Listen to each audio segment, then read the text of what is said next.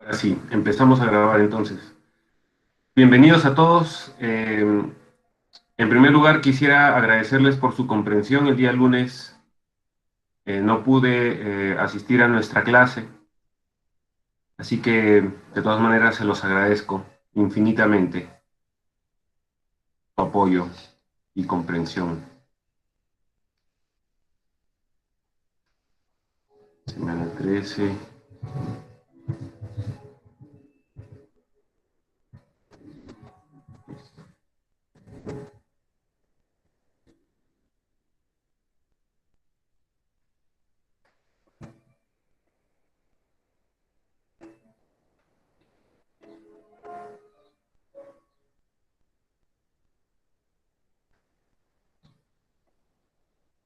Cabellos Moreno.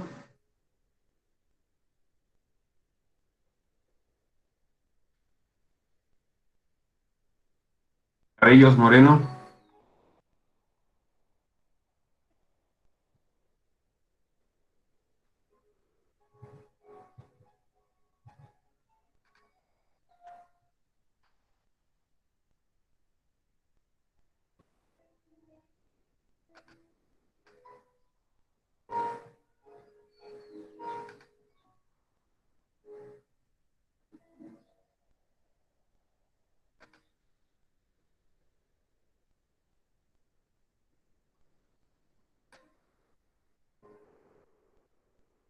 Alegría Rojas.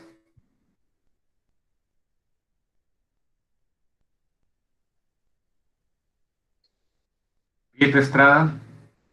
Presente, ingeniero. Buenas tardes. Buenas tardes, Ángela. A ver, ahí creo que entró Mónica. Alegría Rojas. Presente, ingeniero. Perfecto. Buenas tardes. Asnat de Salazar. Presente, ingeniero, muy buenas tardes. Buenas tardes, Jensen. Barreto Tarazona. Buenas tardes, ingeniero, presente. Hola, Jimmy. Buenas. Beltrán Rojas. Presente, ingeniero, buenas tardes. Rosemary, buenas.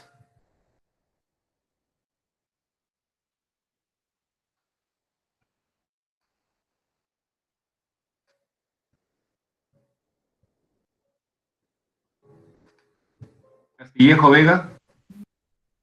Presente, ingeniero, buenas tardes. Lisbeth, buenas. Chamba Chipana. Presente, ingeniero, buenas tardes. Buenas, buenas. Tacler. Chichón García.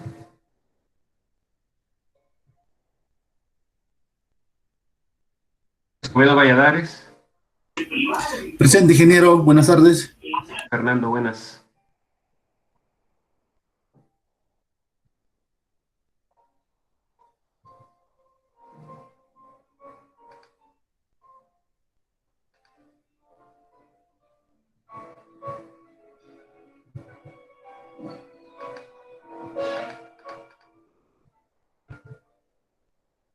Flores Hostos.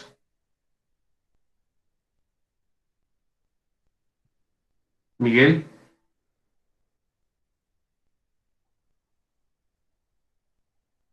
Flores Hostos, Miguel.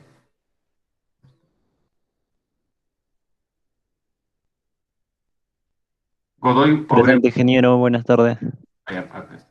Godoy Obregón.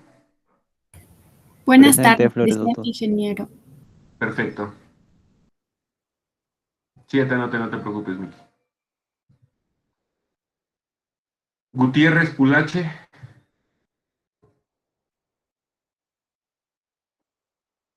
Edson Rolando. Guamán Huarcaya. Presente, ingeniero. Buenas tardes. Yuri, ¿qué tal? Buenas.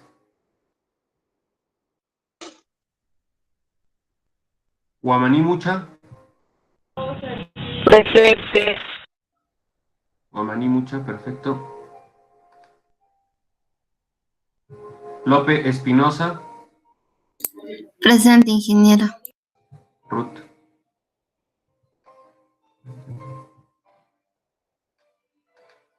Mauri Mauri.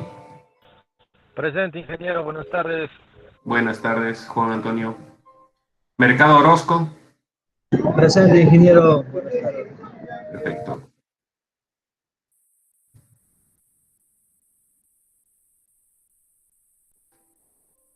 Omonte Taipe. Ore Janampa.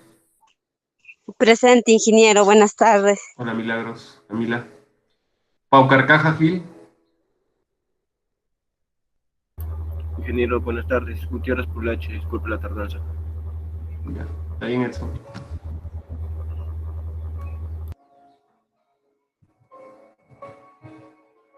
Cuando termine me avisas, ¿ya?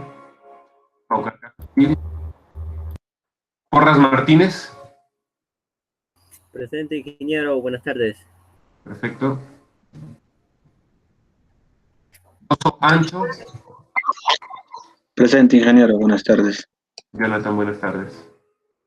Quispe Gutiérrez. Presente, ingeniero. Buenas tardes. Buenas. Zapayanay Álvarez. Presente, ingeniero. Buenas tardes, Zapayanay.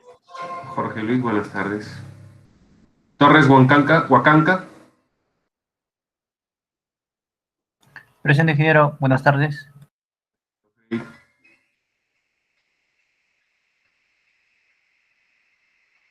Vigil Peralta. Presente, ingeniero. ¿Me escucha? Sí, perfectamente. Ya. Buenas tardes. Buenas tardes.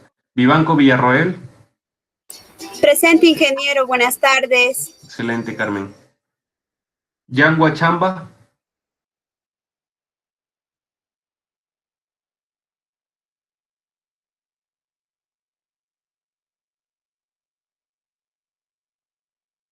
Zorrilla Trujillo. Presente, ingeniero. Buenas tardes.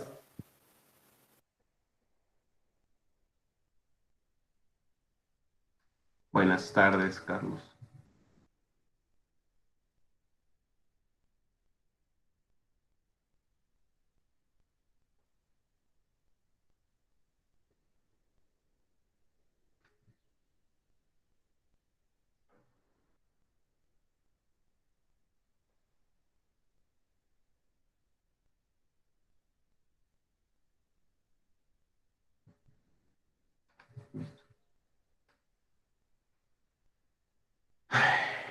Muy bien.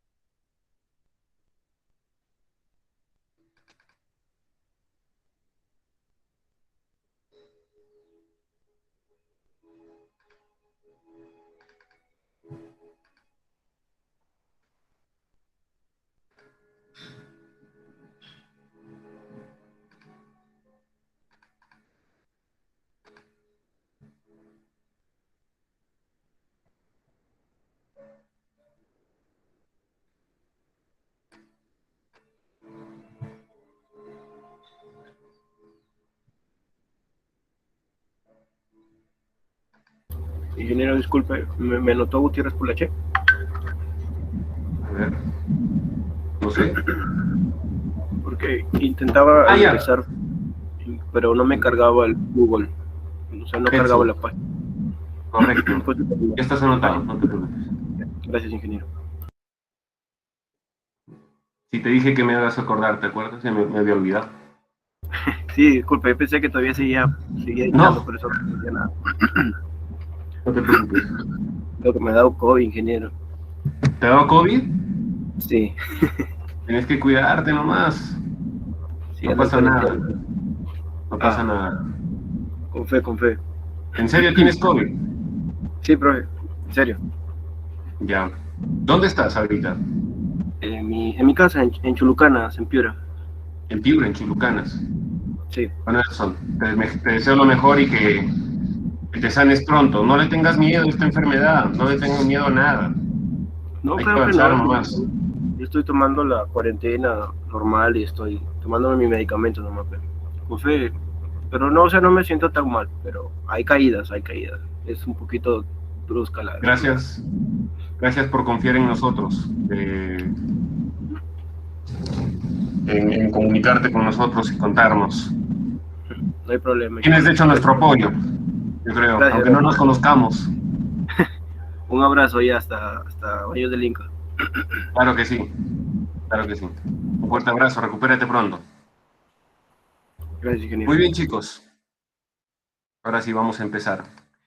Bueno, nuevamente les quería agradecer por su entendimiento. Les quiero compartir que el día domingo tuve un hermoso niño, ¿no? Mi esposa dio luz a un hermoso niño y estamos muy contentos, pero cansados también, ¿no? Ingeniero. ¿Cómo? Felicitaciones. Muchísimas gracias. Felicitaciones, ingeniero. Muchas gracias, muy amables. Gracias a todos. Gracias a todos Bienvenido por sus al buenos mundo. deseos. Todo le vaya muy bien, ingeniero. Cuide muy bien a su niño. Muchas gracias. Y entonces el día lunes ya se me hacía muy difícil, pues, ir a clase, ¿no? Y en ese sentido les agradezco definitivamente por entender fácilmente. Le pedí a Freddy que les avise, espero que sí les haya avisado, ¿no? Y no hayan esperado en vano el día lunes. Y bueno, con eso, nada más. Empezamos entonces nuestro curso. Perfecto, chicos. Muy bien, chicos. Hay bastantes cosas que nosotros tenemos que revisar en suelos 2, en suelos 1. Hay bastantes cosas que ya no vamos a poder revisar. Nuestra clase última será la próxima semana, el día lunes en la tarde, y el día miércoles será su examen, su evaluación. ¿Ya? El día de hoy vamos a realizar, ¿no?, todos los problemas. Hemos visto hasta este momento en gran cantidad todo el tema relacionado con presión de suelos, presiones verticales, ¿no? La influencia de las presiones horizontales, es decir, de las presiones verticales en las presiones horizontales. Hemos visto un poco del análisis que se realiza para determinar qué tipo de presiones hay. No hemos visto diseños, ¿no? El lunes, esta va a ser la última clase respecto a este tema, y el próximo lunes vamos a hacer, espero desarrollar el diseño, pues, de una zapata por lo menos, pero sí vamos a hablar acerca de los esfuerzos, ya no de presiones horizontales o presiones verticales, sino de las presiones que se ejercen debido, pues, a los edificios, ¿no?, a las edificaciones. ¿Ya? En este momento, pues, vamos a ver cuál es la influencia, ¿no? Cómo influye el agua, o el potencial que tiene el agua de crear, por ejemplo, licuación de suelos, ¿no? Ya hemos visto algunos videos, ¿no? Entonces, en este video, pues, vamos a observar que hay una gran cantidad de agua cuando inclusive perforan, aunque parezca que no existe. Vamos a ver en este momento ya.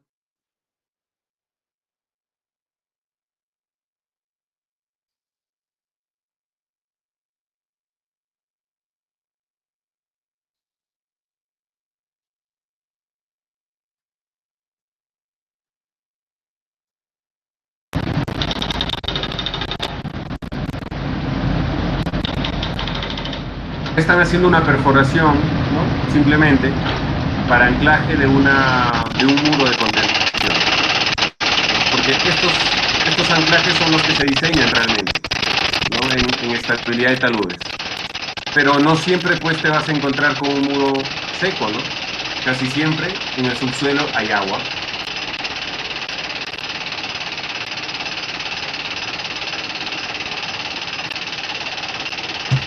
Y aunque parezca que no causa, pues, problemas, ¿no? Fíjense la fuerza con la que sale el agua, la presión que tiene. Esa es la presión de poros, Esa es la presión de poros. Ese es el U, ¿recuerdan? Que en realidad debería ser el mu en letras griegas, ¿no?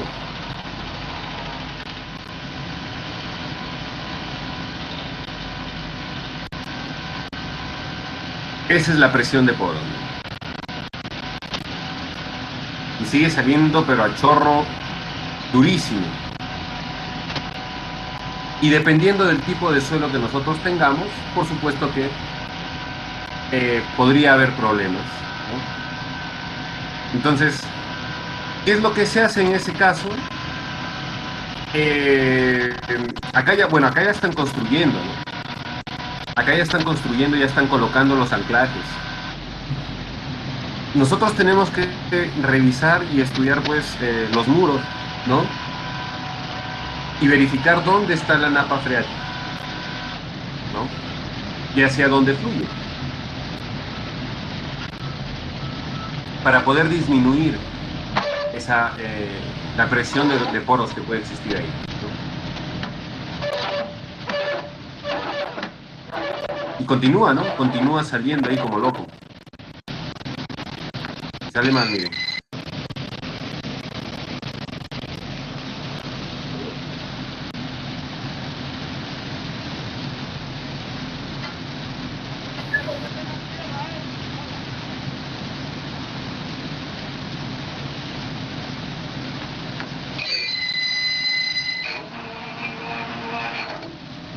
Y esto es aplicable para muchos tipos de construcciones, ¿no? Se aplica, por ejemplo, cuando hay unas construcciones aledañas, ¿no? O se quiere realizar alguna construcción por debajo y se tiene que colocar, pues, estos anclajes. La longitud de estos anclajes se diseña ya, lamentablemente ya no vamos a tener la oportunidad de estudiar estabilidad de taludes, ¿no? Que también hubiera sido interesante. Pero lo que sí quiero que vean es que existen muchas metodologías de sostenimiento de muros, ¿no? Nosotros ya hemos analizado esas presiones, ¿no? Bueno, solamente hemos analizado según ranking, ¿no? No hemos analizado según column. Pero así es como esa es la presión que puede tener la presión de poros, ¿no?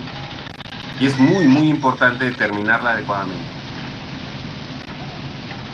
Ya la única forma será, pues, viendo exactamente dónde está la napa freática, ¿no?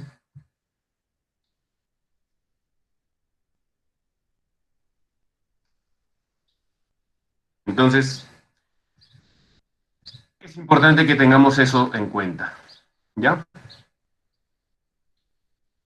Hay muchos problemas con el agua en las excavaciones, ¿no? Como ya lo pudieron ver, el agua en las excavaciones, pues, es muy problemático porque aumenta, como hemos dicho, esa presión de poros, aumenta la presión total que existe en la tierra, ¿no? Y acompañado con el esfuerzo total, el esfuerzo efectivo, ¿no? Que es la presión que tienen, pues, entre piedras, pueden ocasionar problemas muy grandes, ¿no es cierto? Entonces, en el caso, pues, de una excavación que intercepte, por ejemplo, la napa freática, ¿no? Definitivamente van a suponer problemas, ¿no? Van a suponer problemas tanto para la propia excavación, porque no es difícil trabajar con agua, ¿no? Y también para después de la ejecución de las obras en el lugar, ¿no? Como, por ejemplo, el exceso de presiones que pueden haber de las estructuras que son aledañas, los terrenos mismos, y así no hay estructuras por encima, ¿no? Que esa es la carga distribuida que nosotros conocemos, ¿no? Definitivamente van a crear problemas, ¿no? Y claro, por causas naturales o artificiales, pues provocarían consecuencias de repente hasta costosas, ¿no? Imagínense, miren la escala de estos muros, ¿no? Que vemos aquí en la pantalla. Seguramente esta debe ser una construcción de algún edificio, ¿no? Y es un sótano, ¿no? Entonces se deben, pues, estos problemas a la propia excavación y a la ejecución de obra. ¿Qué es lo que causa la erosión, ¿no? la cantidad de agua o los problemas del agua definitivamente son desestabilizantes. Mientras más húmedo es un lugar, mayor probabilidad de causar desestabilización en los lugares, ¿no? En este tipo de muros. Y claro, ¿qué es lo que debemos hacer? Si el nivel de agua de napa freática es muy alto, ¿no? Hay que bajar. ¿Cómo lo bajamos? Con drenes, ¿no? Y se puede resolver si se mantiene pues el agua lejos de las zonas donde puede causar daño, o bien se controla el agua que entra mediante drenajes, ¿no es cierto?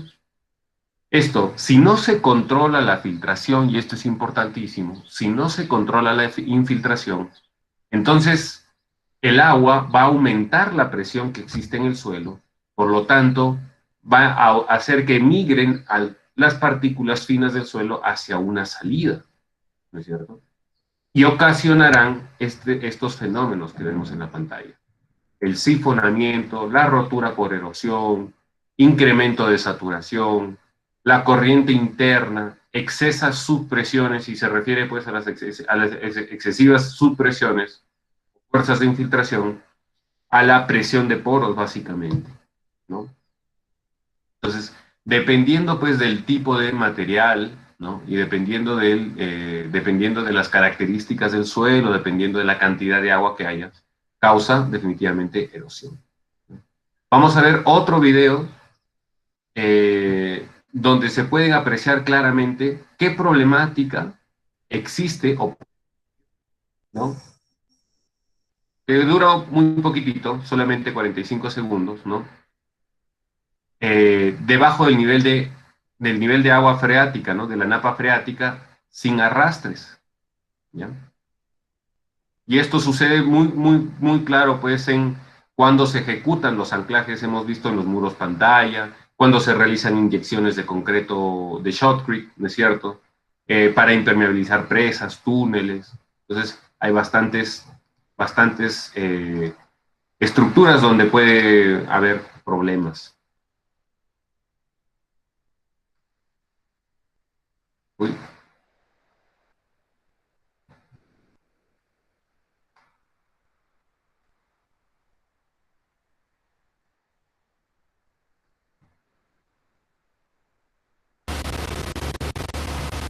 Miren la cantidad de agua que hay, ¿no?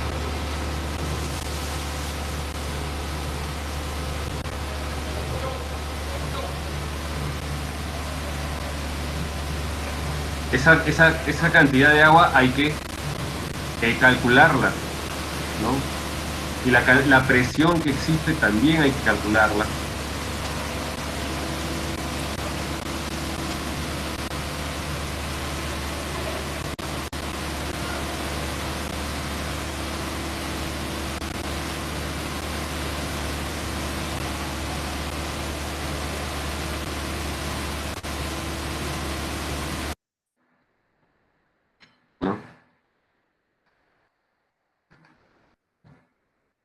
Entonces, problemas graves pueden haber, ¿no? Problemas graves debido a las perforaciones. Entre los problemas geotécnicos que más se ocasionan o suceden en la Tierra, ¿no? Son básicamente la subsidencia, la erosión superficial, la erosión interna, tubificación, la inestabilidad de taludes, la inestabilidad del fondo o sifonamiento, y el levantamiento del fondo. Son diferentes problemas geotécnicos, ¿no? Sin embargo, pues con un buen conocimiento del suelo, un buen conocimiento de la cantidad de agua del terreno, ¿no? Y sabiendo lo que nosotros estamos aprendiendo en este curso, por ejemplo, de las leyes de flujo hidráulico, ¿no? De la presión de suelos, nosotros podemos definitivamente solucionar estos inconvenientes y adoptar sistemas de control de agua que garanticen una construcción económica y segura, ¿no? Entonces, ahora vamos a ver, pues, algunos de estos problemas que suceden generalmente en las construcciones, ¿no? Por ejemplo, la subsidencia, ¿no? La subsidencia, ¿qué cosa es la subsidencia? es el descenso del nivel freático, ¿no? El descenso del nivel freático. Fíjense, Terzaghi indica que el aumento de las tensiones efectivas provocará asientos, ¿no? Y eso es básicamente la subsidencia, ¿ya? ¿Por qué? Porque inicialmente, pues fíjense, nivel piezométrico previo, inicialmente en la figura que vemos en la pantalla, la napa freática está acá, ¿no? Ahí, ¿no? La napa freática está ahí. Sin embargo, cuando se coloca una bomba, no una bombita de agua, la napa freática baja así, ¿ya? Y dependiendo del tipo de material que encontramos aquí, ¿no? Cuando hay menos agua, las partículas, puede que exista de que las partículas empiezan a secarse, en el caso, por ejemplo, de las arcillas, ¿no? Donde se empiezan a secar y se contraen y empiezan a ocurrir oquedades en la construcción. Entonces, este problema de subsidencia ocurre cuando sacamos agua, ¿no? Disminuimos el nivel freático en algún lugar, ¿no? Debido de repente a un bombeo, y aumenta pues las oquedades dentro de la estructura del suelo, ¿no? Por ejemplo, como les digo, en el suelo arcilloso, ¿no? En los suelos arcillosos, lo que sucede es que el suelo cuando se seca se contrae y empiezan a crear vacíos, ¿ya? Y esto obviamente va a disminuir la densidad del material, ¿no? Y claro, en arenas, por ejemplo, reducirán también la capacidad portante de la estructura, ¿no? La capacidad portante del suelo. Vamos a ver la próxima clase a qué se refiere con la capacidad portante.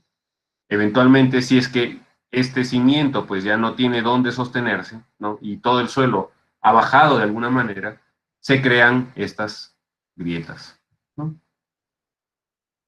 Un ejemplo de subsidencia, cuando se realiza un muro pantalla, por ejemplo, ¿no? Cuando se realiza un muro pantalla. Bien puede ocurrir, ¿no? Cuando aumenta entonces en ese caso, si nosotros colocamos ese muro pantalla y teníamos pues un nivel piezométrico previo, es decir, la napa freática inicial era aquí, ¿no? Colocamos ese muro pantalla y la napa freática va a aumentar, ¿no?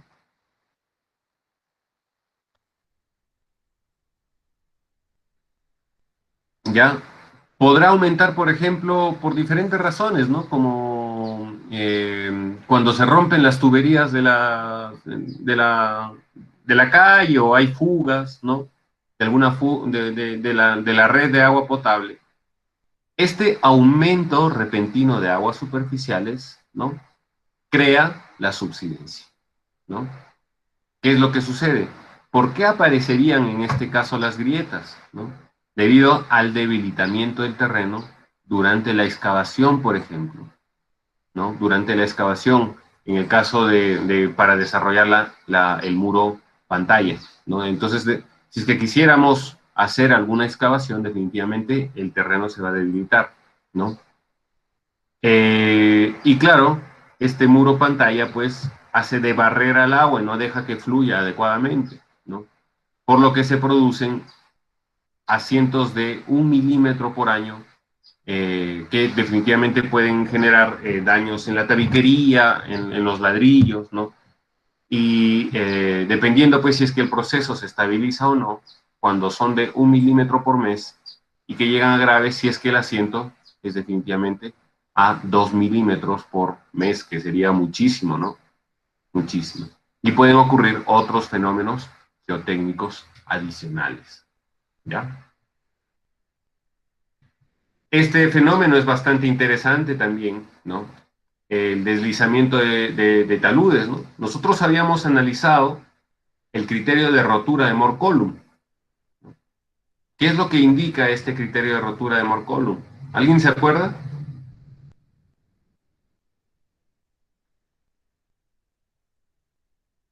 ¿Qué es lo que dice el criterio de rotura de Mohr-Coulomb?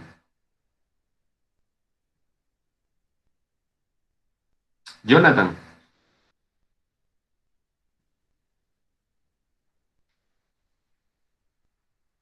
Jonathan Pozo. Ingeniero. ¿Qué es lo que dice, te acuerdas el criterio de Moore-Coulomb? Bueno, está relacionada a la fricción interna, ingeniero. Tiene que ver con la fricción interna. ¿Pero qué es lo que dice? ¿Te acuerdas? ¿No? ¿Qué es lo que indica el criterio de rotura de Moore-Coulomb? Que hay un punto ¿Ya? en el cual, o sea, se analiza un punto, ingeniero, en el cual debe resistir el material. ¿Ya? ¿Ya? Entonces, el criterio de Moore-Coulomb es sencillo, ¿no? Nosotros graficamos fácilmente todos los esfuerzos normales y los esfuerzos cortantes que pueden existir en un suelo. Y lo que indica en el criterio de falla de Moore-Coulomb es que la resistencia al corte, esta resistencia que sucede aquí, en un determinado plano, ¿no? En un determinado plano, porque hay infinitos planos de falla, ¿no? Dependerán pues de la suma de la cohesión más el esfuerzo normal que sucede en ese plano de falla, y el esfuerzo normal pues es perpendicular al plano de falla, multiplicado por la tangente del ángulo de fricción interna, ¿no? O el ángulo de rozamiento interno efectivo, ¿no? Y por supuesto, recordemos que este esfuerzo efectivo sería la resta del esfuerzo total menos la presión de poros, ¿no? Esto es lo que dice el criterio de falla de Moore-Coulomb, ¿no? Donde si aumentamos la presión del esfuerzo normal, también aumentaremos la presión del esfuerzo tangencial. Y dependiendo de las presiones que nosotros tengamos en el suelo, se van a crear diferentes círculos, ¿no? Por ejemplo, podríamos tener un círculo así, donde hay un sigma sub 1 y un sigma sub 3. ¿Se acuerdan? Donde este sigma sub 1 sería los esfuerzos verticales y el sigma sub 3 serían, o los esfuerzos principales, sigma sub 1, sigma sub 3, y el sigma sub 3 serían los esfuerzos de confinamiento. Pero también podría haber el caso en el que hacemos algo así, ¿no? Donde el esfuerzo 1, y acá está el esfuerzo 3, ¿no? Hacen tangente con esta recta. Si esto sucede, ¿no? Si esto sucede, y esta tangente, este círculo hace tangente con esa recta, quiere decir de que el suelo va a fallar, ¿no? Y acá sucede algo interesante, miren. ¿Qué pasa, por ejemplo, si es que la arcilla está por debajo? La arcilla es un material casi impermeable, ¿no? O el tiempo de infiltración del agua es muy prolongado, ¿no? Entonces las partículas del suelo son tan pequeñitas que las oquedades entre las partículas o los vacíos entre las partículas no es muy grande, ¿no? Y entonces, ¿qué es lo que sucede? Que se tapan completamente todas las partículas, el agua no fluye, ¿no? Pero en cambio por el suelo que está por encima, el suelo que está por encima sí va a fluir. Es decir, que el agua va a caer de repente en una lluvia, ¿no? Va a caer, se va a infiltrar por el suelo arenoso, ¿no? Y claro, y el suelo arenoso se va a empezar a saturar, se va a empezar a llenar de agua, y como la arcilla es no saturada, el agua empieza a fluir por aquí, ¿no? Hasta que puede haber un afloramiento de agua, algún tipo de erosión, o también podría ser algún ojo de agua, ¿no? Un ojo de agua. Esto es lo que sucede, ¿no? Y este es un fenómeno, pues, que se combina con la erosión que puede haber en el lugar. Como el agua no puede infiltrarse por la arcilla, va por ese plano de falla que está entre el suelo arenoso y la arcilla, ¿ya? Especialmente, pues, cuando la excavación, ¿no? Digamos, la excavación que sería, de repente, esta de acá, ¿no? Acá hay una excavación, corta dos estratos, ¿no? Corta dos estratos. el suelo arenoso y la arcilla, ¿no? Entonces, comparado pues la arcilla con el suelo arenoso, la arcilla es más impermeable, Aquí, en este punto, en este plano de falla, las presiones de poros van a aumentar, ¿no? Y provocarán pues fenómenos de erosión que pueden ser tanto superficiales como internos y harían pues que toda esta masa de suelo arenoso, que es por lo general pues se vuelve bien pesada, ¿no? Debido pues al peso específico saturado que tiene el material, hay más probabilidades de que toda esa masa de suelo se mueva hacia la derecha, ¿no? ¿No? ¿Por qué se iban a mover? Porque la presión de suelos que existe a este nivel, ¿no? Van a aumentar, ¿no? Y si aumentan, la fricción disminuye entre el suelo arenoso y la arcilla, ¿no? Aumentan las cargas, disminuye la resistencia al corte eventualmente. Y si disminuye la resistencia al corte, no hay fricción y el suelo se mueve, ¿no? Entonces es un problema de deslizamiento de taludes que es importante verificarlo, ¿no? En este caso es algo parecido también y está relacionado pues con la erosión superficial, ¿no? También está relacionado con la erosión superficial, ¿no? Con la erosión, ¿no? Y ocurre pues cuando la superficie freática, ¿no? Cuando el agua aflora en los taludes, no baja lo suficiente, esta agua no baja lo suficiente e intersecta la cara del talud, ¿no? Así. Es decir, que la erosión superficial pues empieza a caer, ¿no? El agua llega a este punto, ¿no? Cuneta sin revestir y se empieza a infiltrar nuevamente si es que no está revestida. Sale posteriormente pues por algún lugar y puede crear erosión llevándose todo este material consigo mismo, ¿no? ¿Por qué? Porque van a crear pues estas cárcavas por arrastre del terreno definitivamente, ¿no? Esta de acá. Y van a comprometer la estabilidad, van a comprometer el talud, ¿no? Y debilitarán pues las bermas de seguridad construidas en los taludes altos, que en este caso se construyó esta cuneta con la intención de reducir reducir la escorrentía superficial pues aquí más abajo, ¿no? Que sería pues de repente en una carretera, ¿no?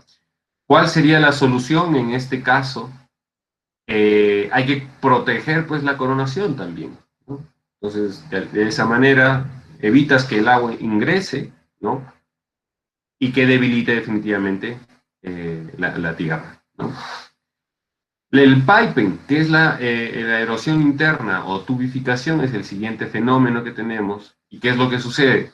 El flujo arrastra las partículas por las líneas de corriente, ¿no? Ya no hemos estudiado a profundidad las líneas de corriente, porque ya eso correspondió al curso de Mecánica de Suelos 1. El agua empieza a ingresar y si es que no tiene pues algún filtro, si es que no tiene pues algún un núcleo que está presa, por ejemplo, el agua empieza a ingresar y empieza a llevarse partículas y partículas y partículas y el agujero se vuelve cada vez más grande. Entonces, la tubificación se realiza pues sucede cuando los suelos pues son dispersables como las arenas.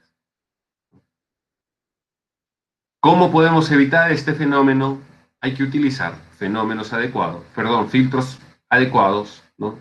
Con geotextiles si es necesario, para reducir el gradiente hidráulico, ¿no? Entonces, acá de repente podría haber un filtro, y acá hacia acá otro filtro más. Y acá sería de repente o hacia acá, ¿no? Sería de repente el núcleo, ¿no?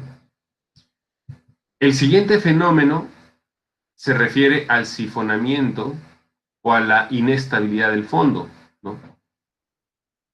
¿A qué se refiere este sifonamiento? Cuando existe un flujo ascendente, fíjense, ¿no? Cuando existe un flujo ascendente, este terreno granular obviamente va a crear pues una gran cantidad de presión también, ¿no? ¿Por qué? Porque el agua o la presión de poros va a aumentar pues en un lugar donde es arenoso, ¿no? En un terreno granular no consolidado, obviamente no está consolidado. El agua empieza a venirse así, ¿no? De esta manera. Hasta que empieza a subir el agua, ¿no? Puede perder completamente su resistencia al corte, pues, por supuesto, ¿no? Y ese sería sifonamiento. La tubificación es un caso de sifonamiento, por ejemplo, ¿no? Donde la resistencia al corte del suelo va a perder las propiedades que existen de fricción y el agua va a empezar a fluir. También conocido este fenómeno como fluidificación, porque las partículas se empiezan a comportar como si fuesen un fluido, ¿no? Y cuando ocurre, pues cuando un incremento de la presión intersticial anula la presión efectiva, ¿no? La licuefacción, ¿no? La licuefacción es otro fenómeno parecido pues a la licuación, ¿no? O al sifonamiento. Pero la licuefacción pues es muy parecido y sucede por lo general en pantallas que se hayan construido para presas, ¿no? Estas líneas azules que vemos en la pantalla se refieren a las líneas de flujo, ¿ya? Esas líneas de flujo. Y simplemente lo único que hacen es decirnos por dónde va el agua. La más cercana a la parte superior pues, de la presa después, ¿no? Después del flujo, corresponde a una línea que podría ocasionar sifonamiento localizado o licuefacción se llama, ¿no? Este sifonamiento localizado sucedería, por ejemplo, si no se coloca una pantalla, ¿no? Una pantalla. El de levantamiento de fondo o taponazo, que es el uplifting, ¿no? Uplift, ¿no? En este caso, pues, el fondo de la excavación se puede volver inestable cuando el peso del terreno no es capaz de equilibrar el empuje del agua, ¿no? Entonces, aquí se ha hecho una excavación, hay unos muros a los costados, ¿no? Hay un suelo muy permeable, en este caso es el acuífero, suelos impermeables, acuicluso, ¿no? Y lo que va a suceder aquí es que la presión hacia arriba no es capaz, pues, de equilibrar el empuje de la tierra, ¿no? El empuje del agua, perdón. El agua empieza a ser cada vez más pesada. Esto sucede muy seguido cuando los estratos son de baja permeabilidad, como una arcilla o una roca de baja permeabilidad. ¿Qué es lo que podemos hacer? Pozos de alivio, ¿no? Para disminuir pues la napa freática y que no afecte la estructura. Aquí vemos algunas máquinas trabajando, ¿no? Y cómo es que afecta la construcción estas aguas.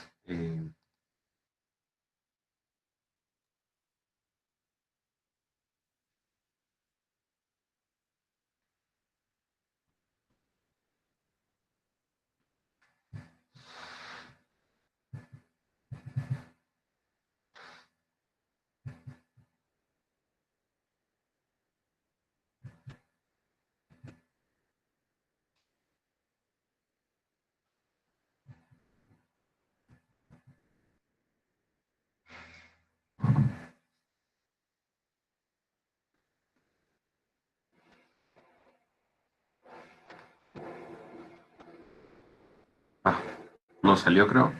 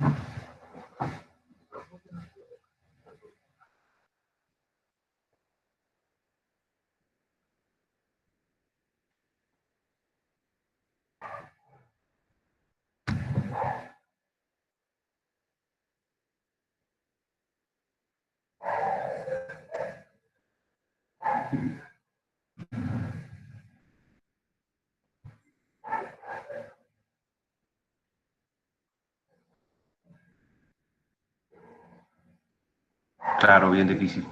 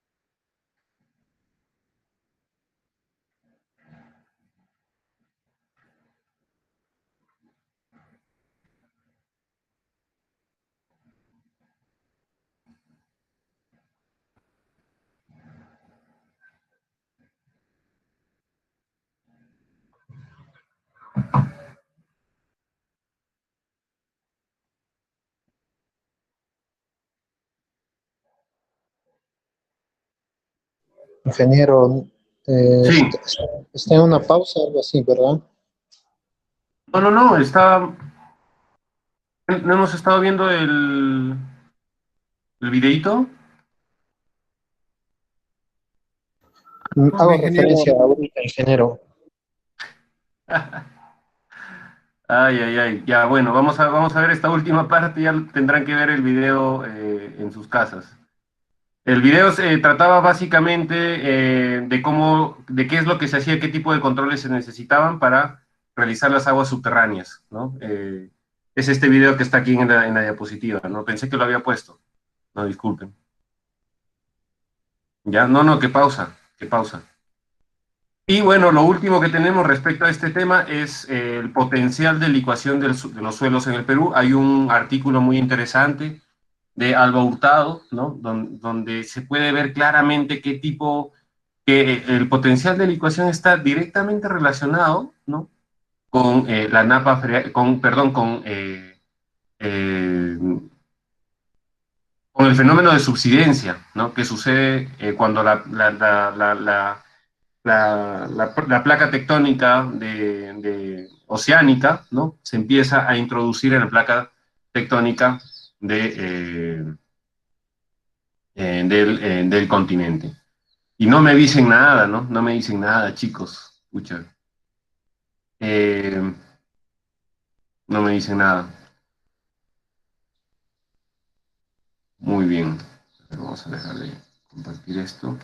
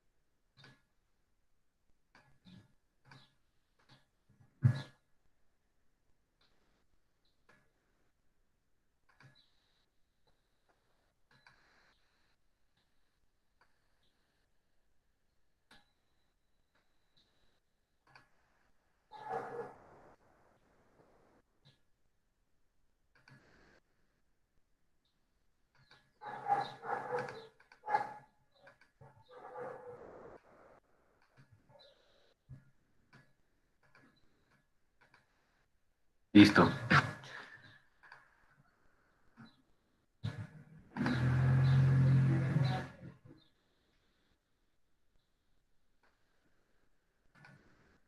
Entonces, así como hay problemas con el agua, ¿no? Hay un análisis que se realiza, pues, de estabilidad de taludes, ¿ya? Hay un análisis que se realiza respecto a la estabilidad de taludes, ¿no? Hay ciertos métodos que podríamos utilizar para estabilizar los taludes y el deslizamiento, ¿no? Por ejemplo, algunas medidas para resolver este tipo de problemas son, podrían incluir, pues, excavar, por ejemplo. La intención es reducir el peso que pueda tener la estructura, ¿no? O aumentar el ángulo de inclinación del talud, ¿no? Colocar drenes, colocar contrafuertes de tierra o roca para poder sostener estos problemas, algunas estructuras de retención y otras técnicas especiales. Entonces, entre los métodos de estabilización de taludes y deslizamiento, pues existe el de excavación, ¿no? que significa simplemente reducir el volumen, ¿no? Reducir el peso de toda esa masa de tierra, ¿no? Y lo podríamos hacer varias formas, ¿no? De varias formas. Una de las más conocidas o de las más utilizadas en la construcción de carreteras es la de banquetas, ¿no? Es construir, pues, con una banqueta en la mitad, ¿no? Por ejemplo.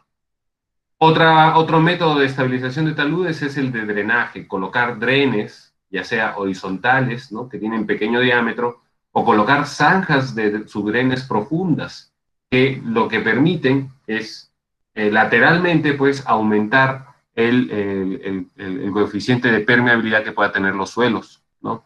O pozos verticales perforados, o eventualmente unas zanjas de coronación que estarían en la parte superior del talud. Otra forma de estabilizar los taludes, ¿no es cierto?, es creando, pues, contrafuertes de tierra o roca, ¿no? Que serían masas de tierra, ¿no? Como si fuesen presas, que lo que harían es sostener, ¿no? Esto sería tierra estructural. La intención sería sostener, pues, el peso del talud que está por detrás, ¿no? O colocar estructuras de retención. ¿Y cómo se diseñan? Pues se diseñarán con los factores de momento, ¿no? Los factores de esfuerzos cortantes, los esfuerzos laterales, ¿no? Los cortantes máximos, los momentos actuantes que suceden en la estructura y que van a hacer que empujar pues hacia acá, ¿no? Entonces lo que queremos es de repente aumentar el talud que puede existir en este lugar, ¿no? Y estos muros de contención sucederían para eso, ¿no? Colocar pilotes verticales, de repente pilotes verticales vaciados en sitio, ¿no? Anclados, o los pernos, que también serían anclajes para sostener todas estas estructuras. Hay un montón de metodologías, como pueden ver. Otras técnicas especiales, el grouting, inyección química, electromosis, congelamiento, calentamiento, ¿no? ¿Por qué es importante, pues, tener en cuenta todas estas características que hemos mencionado anteriormente, ¿no? Porque existen diferentes tipos de movimiento de tierras, ¿no? Diferentes tipos de movimiento de tierras, ¿no? Como por ejemplo los movimientos rotacionales, transnacionales, traslacionales, los de deslizamientos en bloque, porque acá se forma pues un plano de falla importante, caída de rocas, ¿no? Toples, ¿no es cierto? Que también sería estas caídas de rocas gigantescas, ¿no? Y para todas ellas existen pues sistemas de sostenimiento de taludes, ¿no? Estos huaicos, también nosotros tenemos huaicos pues por todos lados, en Ayacucho hay un montón seguramente, no conozco, no tengo el gusto de conocer, pero imagino que como es sierra pues hay bastantes guanchos, ¿no? Avalanchas, flujos de tierra y demás, ¿no? Entonces, para analizar la estabilidad de taludes, vamos a hacer este análisis, pues, sencillo, porque no es un poco más complicado, ¿no? Y supongamos, pues, que tenemos una pendiente, que esta pendiente puede ser natural o construida, es decir, diseñada, ¿no? Si la superficie del suelo no es horizontal, ¿no? Un componente de la gravedad, ¿no? Un componente de la gravedad del suelo hará que todo ese suelo se mueva hacia abajo, ¿no? Todo ese suelo se va a mover así, ¿ya? Y va a hacer, pues, que se forme este plano que sea AED, ¿no? Y a ese plano se le llama plano de falla, ¿no? ¿Por qué suceden este tipo de cosas? Porque la fuerza motriz, la fuerza que hace que el suelo se mueva, supera la resistencia del suelo al corte, ¿no? Supera la resistencia del suelo al corte a lo largo de toda la superficie de falla y por eso toda esa masa de suelo se mueve, ¿no? Por eso toda esa masa de suelo se mueve, ¿no? Entonces, es importante analizar, pues, la estabilidad de taludes, ¿no? Por diferentes razones. ¿Cómo sucede, por ejemplo, la napa freática en este caso, ¿no? ¿A qué nivel está? ¿No? ¿A qué nivel está la napa freática y cómo fluye el agua subterránea, ¿no? Entonces, lo que nosotros hacemos como ingenieros civiles es que realizar cálculos para comprobar, pues, la seguridad del talud natural, si es que es natural, la seguridad de los taludes de excavación o los taludes artificiales, de repente analizar los terraplenes también compactados, y a todo este proceso se le llama, pues, análisis de estabilidad de taludes, ¿no? Entonces, lo más importante es satisfacer las necesidades para que la estructura del suelo sea lo más estable posible, ¿no? Entonces, siempre trabajamos, ya sea para este caso, ¿no? O para cualquier diseño con tierra, ¿no? Siempre trabajamos con un factor de seguridad. Y fíjense que el factor de seguridad en general se define como la resistencia, el cociente, ¿no? De la resistencia media del suelo al corte entre el esfuerzo cortante promedio desarrollado a lo largo de la superficie, ¿no? El esfuerzo que está sucediendo en el suelo. Y siempre el factor de seguridad tiene que ser mayor, pues, que la resistencia media del suelo tiene que ser mayor al esfuerzo cortante del suelo, ¿no? Tiene que ser mayor al esfuerzo cortante del suelo. Porque no es fácil, ¿no? No es fácil determinar estos factores en in situ, no es sencillo, ¿no? Hay muchas variables, como por ejemplo la estratificación del suelo, otros parámetros de resistencia de corte, ¿no? Que pueden llegar a ser una tarea difícil de determinar en campo, ¿no? Las filtraciones a través del talud y la elección de una superficie de deslizamiento potencial añaden también complejidad al problema, ¿no? Entonces, definitivamente tenemos que analizar de la mejor forma cuál sería este plano de falla potencial. Porque podría ser así, pero como que también podría ser así, o como que también podría ser así, o como que podría también hacer así. Hay muchos planos de falla que pueden suceder, ¿no? Muy bien. Ese factor de seguridad, ¿no? También se puede detallar, ¿no? También se puede detallar cuando nosotros analizamos la resistencia al corte, ¿no? De un suelo respecto, pues, a la cohesión, al esfuerzo normal, a la fricción y al coeficiente de fricción interna, ¿no? Si analizamos, podemos encontrar también el factor de seguridad respecto a la cohesión, ¿no? Que sería simplemente afectándolo de estos dos análisis, donde en este caso, ¿no? En el caso anterior, en este caso de aquí, el C' y el CD, ¿no? El C'D y el F'D, ¿no? Se refieren a la cohesión eficaz y al ángulo de fricción interna que se desarrollan a lo largo de toda la superficie de potencial de falla, ¿no?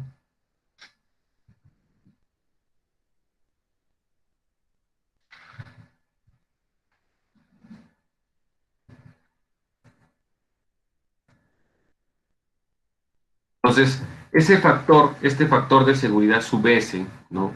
Es el factor de seguridad con respecto a la resistencia, ¿no?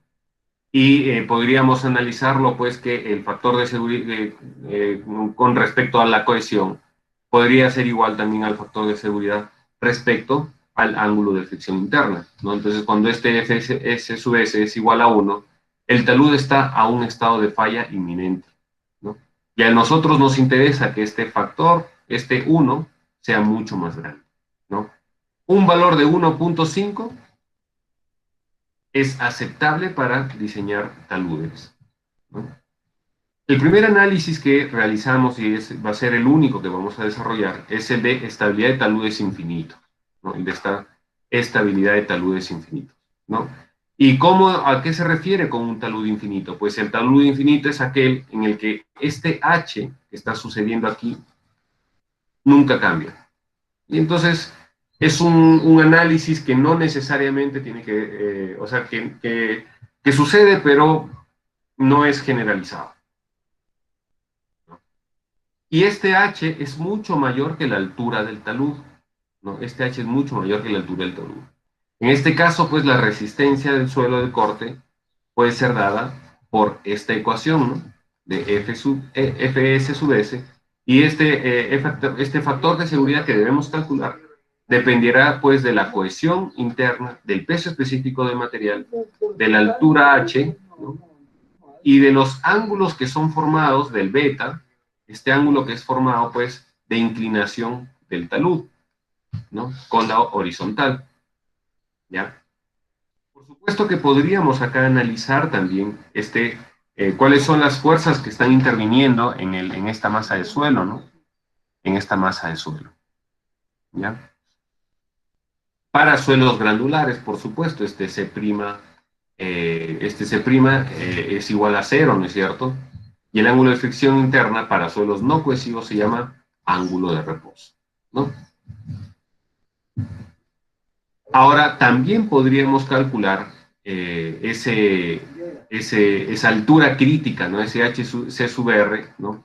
Que en el caso, pues, de que si el suelo tiene cohesión y fricción, ¿no?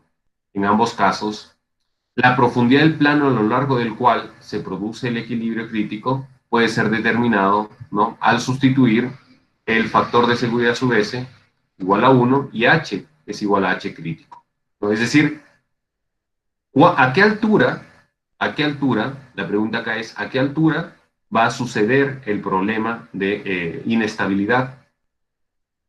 Justamente cuando el factor de seguridad es igual a 1, ¿no? Y por supuesto que si hay filtraciones y el nivel freático coincide con la superficie del suelo, ¿no?, entonces también tenemos que incluir estas filtraciones, ¿no? Fíjense dónde está la napa freática, pues también tendríamos que incluir estos pesos específicos, tanto efectivos, pesos específicos saturados del suelo, porque es importante que analicemos también estos factores, ¿no?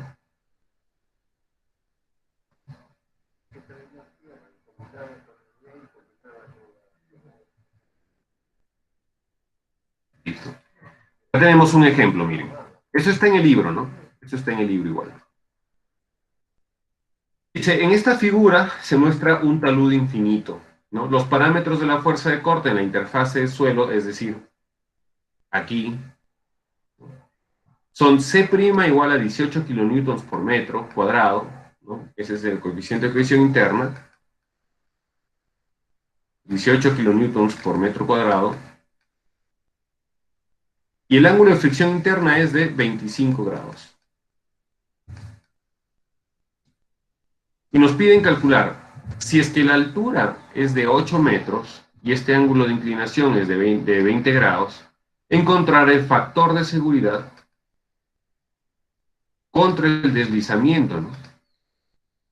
El factor de seguridad contra el deslizamiento, el FC sub S, sobre la superficie de la roca. Acá hay una roca, ¿no? Y aquí es donde a nosotros nos interesa conocer cuál es el factor de seguridad. Y por otro lado, si es que beta es igual a 30 grados, ¿a qué altura, es decir, el HC sub R, a qué altura llegará cuando beta es igual a 30 grados? Entonces es muy sencillo.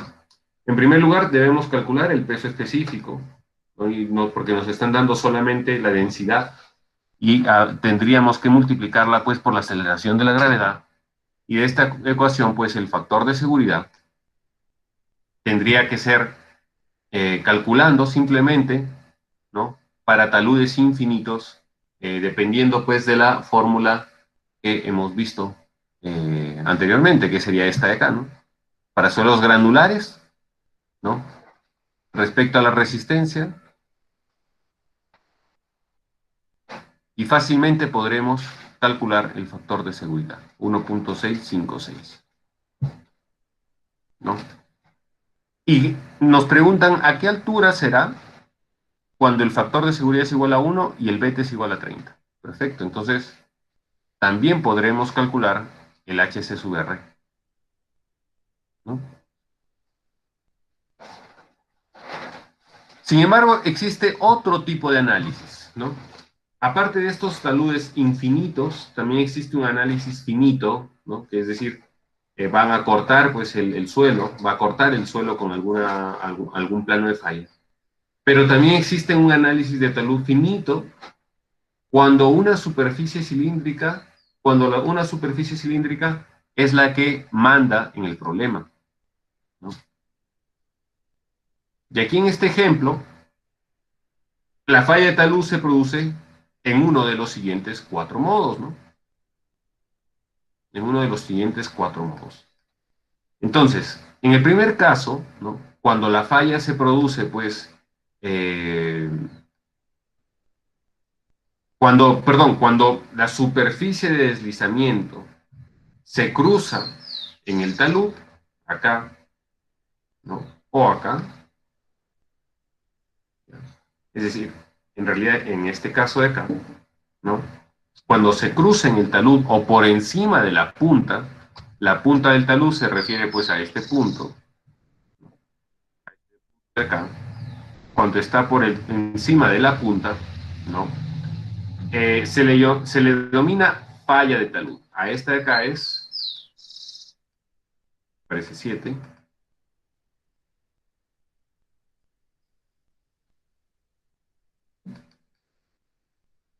falla de talud, ¿no?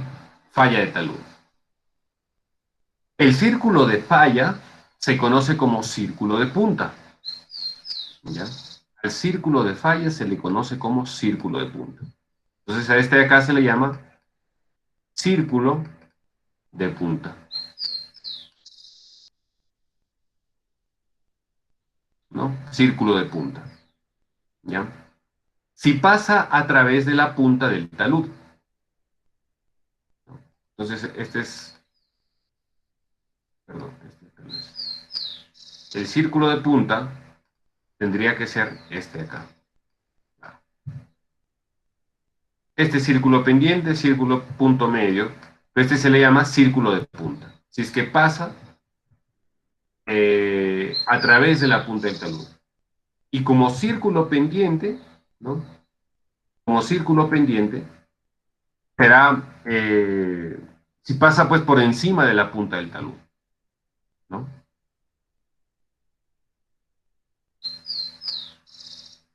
Si la falla se produce de tal manera que la superficie de deslizamiento, ¿no?, pasa a una cierta distancia por debajo de la punta del talud, es decir, por acá, a esta falla se le llama falla de base.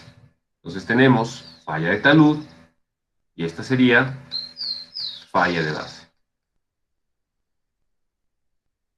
Esta es la descripción también, ¿no? Falla de base. Falla superficial de talud, ¿no? Y falla de talud. Hay tres tipos o modos de falla de un talud finito. ¿Por qué es finito? Porque tiene fin, ¿no? Aquí hay algunas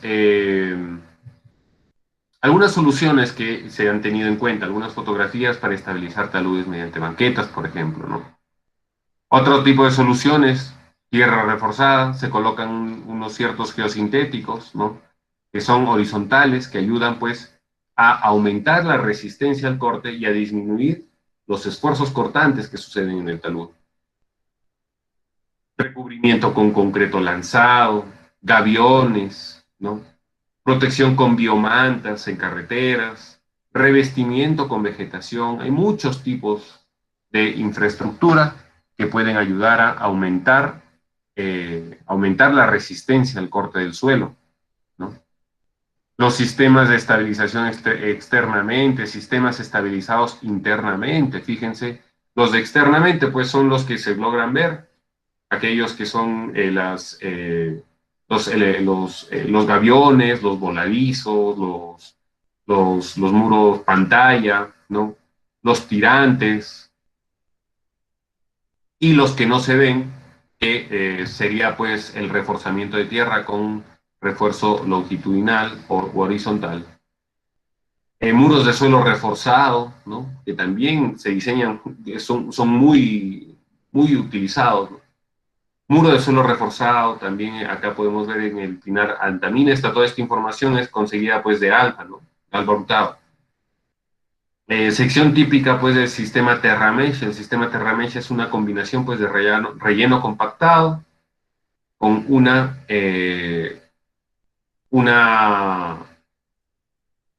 geomalla, geotextil y gaviones, ¿no? También se pueden hacer soluciones geotécnicas en taludes en rocas, por ejemplo, ¿no? Colocar estos anclajes, que es lo que justamente han estado desarrollando ahí en los videos que hemos visto. O los métodos de remoción de rocas para estabilización de taludes, también son importantísimos para poder anclar toda esta zona que tiene un potencial alto de falla. Shotcretes, que también es otra metodología. Sistemas geotécnicos, ¿no?, para anclaje para uso permanente y temporal, ¿no?, que también podrían ser o son muy utilizados en la construcción. Estos muros que evitan pues que la caída de rocas lleguen a tocar en la carretera, ¿no? O podrían ser, en vez de muros de concreto, podrían ser geosintéticos con un suelo de relleno, que no llega a ser muy barato, ¿no?, Por eso es importante, pues, realizar un análisis antes. Las vallas estáticas, ¿no? Y el enmallado, que también son unas estructuras interesantes, ¿no? Muy bien, esto sería básicamente todo lo que tenemos por hoy día. No vamos a desarrollar ejercicios el día de hoy, más que el que les he mostrado, pero les voy a pedir que para la próxima clase, que ya es nuestra última clase, estudien del libro, ¿no?, de Fundamentos de Ingeniería Geotécnica. Estudien básicamente el capítulo, a ver, déjenme ver qué capítulo es.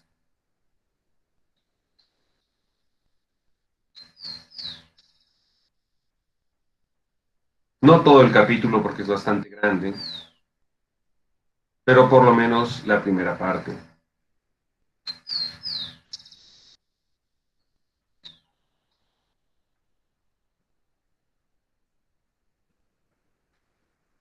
Capítulo 16, ¿no?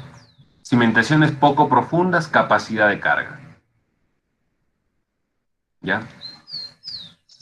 Entonces, hay que analizar desde la página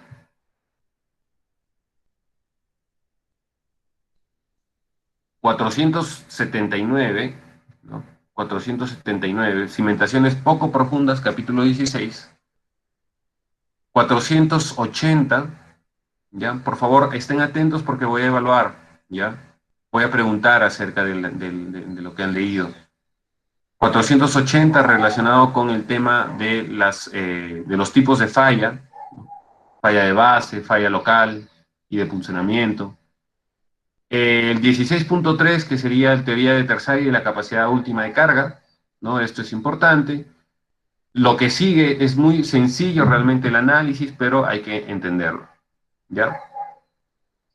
Si es que hay napa freática, no hay napa freática, también hay un análisis, hasta el factor de seguridad, ¿ya?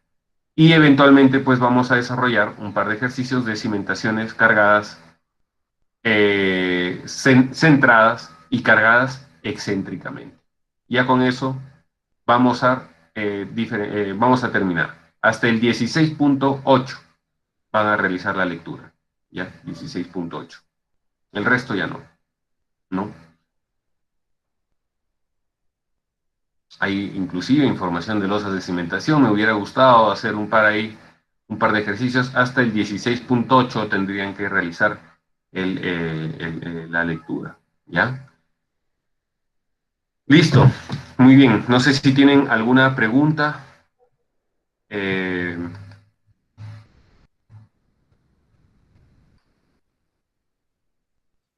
Ingeniero, entonces eso se va a revisar y la siguiente va a ser la última clase, ¿verdad? La última clase sería el día lunes en la tarde. Ya, y el examen, por lo que entiendo, será entonces el día miércoles. El día miércoles, ¿no? El día miércoles. El día lunes les estoy dando sus notas, ¿ya? Me he demorado más de lo que normalmente me toma el tiempo por temas personales. Y les pido disculpas por no darles las notas, pero vamos... no espero, el día lunes tengo que darles sus notas de parciales de todas maneras, ¿ya? De todas maneras.